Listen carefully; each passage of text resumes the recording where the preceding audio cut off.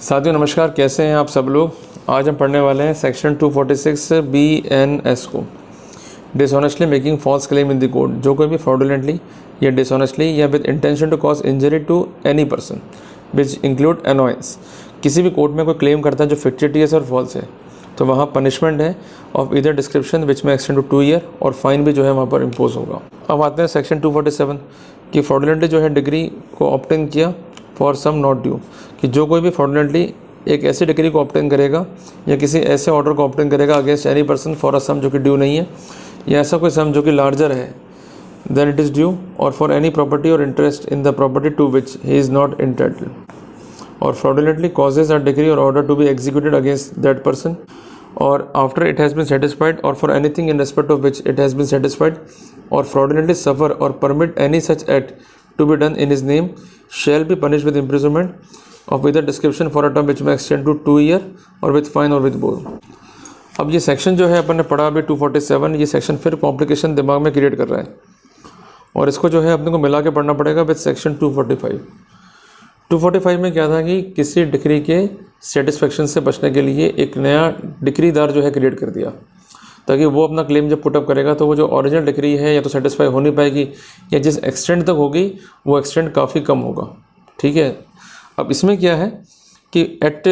उसने करा फ्रॉडुलेंटली, पहली बात तो ये। दूसरी बात, डिक्री ऑब्टेन करी या कोई ऐसा ऑर्डर ऑब्टेन किया किसी ऐसे अमाउंट के लिए जो ड्यू नहीं है, क्लियर है, या कोई ऐसा अमाउंट जो वास्तविक है उससे बढ़कर जो है अमाउंट आपने क्लेम करा और उस पर डिक्री ले लिया, या किसी ऐसी प्रॉपर्टी के संबंध में आपने डिक्री ले लिया या कोई ऑर्डर ले लिया जिसके लिए आप इंटाइटल्ड नहीं हो, या किसी ऐसी प्रॉपर्टी में इंटरेस्ट क्रिएट कर लिया जिसके लिए आप इंटाइटल्ड नहीं है, या फ्रॉडुलेंटली कॉज किया किसी डिक्री को या किसी ऑर्डर को कि वो प्रॉपर्ली जो है वो हो जाए एग्जीक्यूट अगेंस्ट एनी पर्सन, और ये सेटिस्फाई होने की जो है स्थिति में आ चुका है और ऐसा करके आप किसी को इंजरी कॉज कर रहे हो, तो इस सिनेरियो में जो कंसर्न व्यक्ति होगा वो जिम्मेदार होगा, और ऐसी स्थिति में जो दंड का पैरामीटर है वो है 2 ईयर इम्प्रिजनमेंट और फाइन और बोथ। तो ये अपन ने सिंपल तरीके से जो है इसको समझ लिया 247 को, ठीक है ना। अपन अब आते हैं 248 के ऊपर, false charge of offence made with intention to injure, कि जो कोई भी किसी व्यक्ति को इंजरी कॉज करने की नीयत से इंस्टीट्यूट करता है या कॉज करता है to be instituted a criminal proceeding, और उस पर जो है फॉल्स चार्ज जो है इम्पोज करता है कि उसने ऑफेंस कमिट किया है, पर उसको इस बात की जानकारी है कि ऑफेंस कमिट नहीं हुआ है और कोई भी लीगल ग्राउंड नहीं है वास्तविकता में टू प्रोसीड, परंतु उसका वो कराता है प्रोसिक्यूशन, तो वो पनिश्ड होगा विद इम्प्रिजनमेंट फॉर इधर description for a term which में एक्सटेंड टू 5 ईयर और विद फाइन ऑफ ₹2 लाख और विद बोथ, क्लियर है। और क्रिमिनल प्रोसीडिंग जो है इंस्टीट्यूट हो गई है on false charge of the offence punishment with death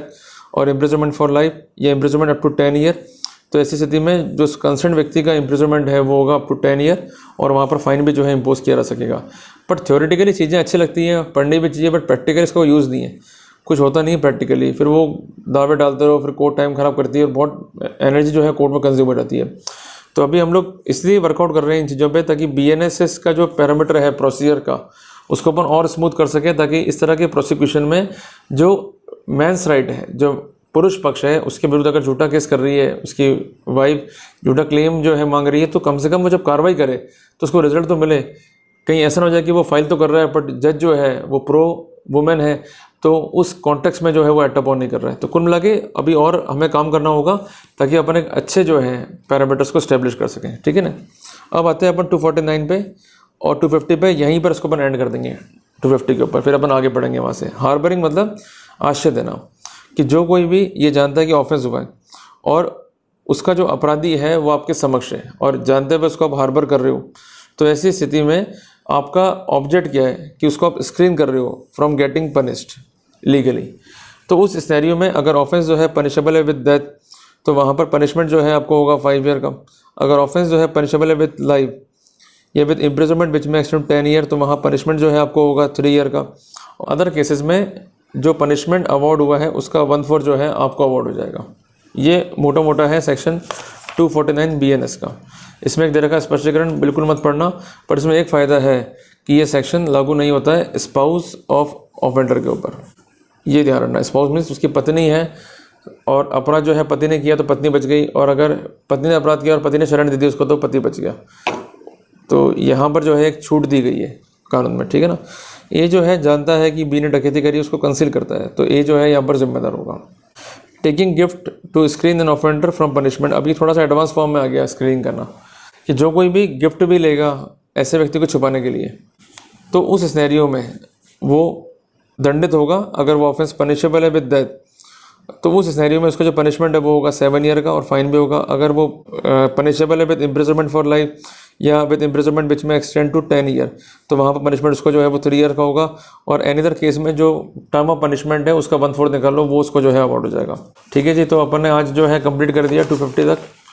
आगे अपन जो है पढ़ेंगे 251 से लगातार, और जो स्पेशल केस है हार्बरिंग के, उसको जो है अपन कंसीडर करेंगे। ठीक है जी, तो आप पढ़ के आइएगा ताकि अपने को दिक्कत नहीं आवे और इजीली अपन अपने क्लाइंट के बिहाफ पर मैटर को जो है कॉन्टेस्ट कर सकें और किसी इनोसेंट को जो है आप न्याय दिला सको, और कोई दोषी है उसको जो है आप कन्वर्ट करा सको। क्लियर है, तो आप पढ़ के आइएगा ताकि इसको अपने को टाइमली जो है कंप्लीट करना है BNS को